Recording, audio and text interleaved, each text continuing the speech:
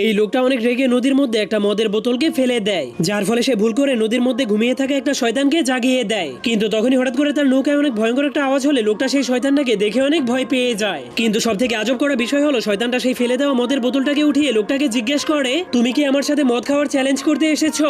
তখন লোকটা শয়তানটাকে দেখে এতটাই ভয় পেয়ে গিয়েছিল যে সে শ্বাস নেওয়াই ভুলে গিয়েছিল। এরপর শয়তানটা তাকে বলে, যদি তুমি আমার চাইতেও বেশি মদ খেয়ে আমাকে হারাতে পারো তাহলে আমি তোমাকে দুনিয়ার সব থেকে ধনী মানুষ বানিয়ে দিব, কিন্তু যদি তুমি আমার সাথে হেরে যাও তাহলে আমি তোমাকে এই নদীর পানির মধ্যে ডুবিয়ে মেরে ফেলবো। তখন লোকটা প্রচন্ড ভয় পাওয়ার কারণে বুঝতে পারছিল না এখন সে কিভাবে নিজের জীবন বাঁচাবে।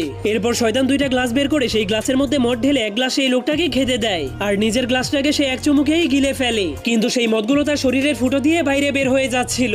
এজন্য শয়তানটা মজা করে বলতে শুরু করে, আমি মদ খেতে একদমই পছন্দ করি না। এরপর সে দেখতে পায় লোকটা এখনো খাওয়া শুরুই করেনি। এই জন্য সে লোকটাকে মদ খাওয়ানোর জন্য ভয় দেখাতে শুরু করে দেয়, যার কারণে লোকটা কোনো উপায় না পেয়ে নিজের জীবন বাঁচানোর জন্য পুরো গ্লাস